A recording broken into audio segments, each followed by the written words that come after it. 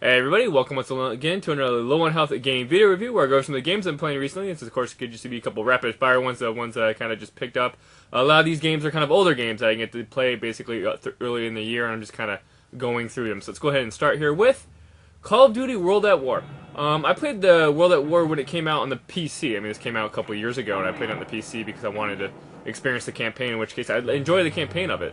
Not so much the multiplayer, not so much the game in itself, because my main issue with a lot of the older games is I do not dig the old style weaponry. I don't like the slow load times, or just how they are designed. I really don't like that. That's why I kind of jumped on the Modern Warfare.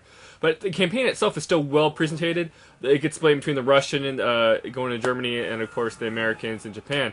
The problem is I had the American campaign I hated and loathed so much because of the stupid Banzai attack, where basically the soldiers rode up to you basically kamikaze style, and you would have to like QTE a button to get out of it, and it was just really annoying because the checkpoints really weren't that well whatsoever, so it just got kind of just aggravating.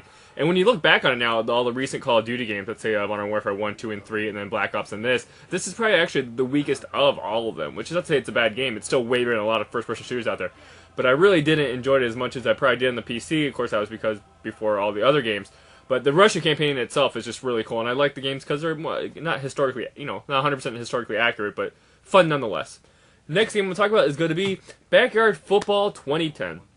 I have fully embraced, to a point, kind of achievement whoring and kind of just trying to get my achievements that high because, why not? Why not? And I have a GameFly account, and it's kind of running out of games I should play, so I'm like, you know what, I'll just throw some, BS games in there to kind of play them out and just kind of maybe play games I normally wouldn't play. I mean, it kind of rounds out my gaming portfolio, if you will, because I usually don't play sports games.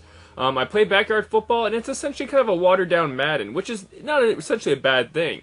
Like, if you had, like, a little kid or something and you want to teach him the basics of football, I think this would do really well because it doesn't have, like the complexity or the really kind of crazy, not crazy controls, but you don't have to worry about being all complex on the controls on the controller. You can basically, it's very simplistic. I almost want to equate it to the Blitz games from back in the day. Those were basically just solid, kind of a little over-the-top football games, but the core fundamentals of football were in them with the plays and whatnot. And I think this would be a really good game if you have like kids or something and you want to teach them about football. It's a nice, solid little thing.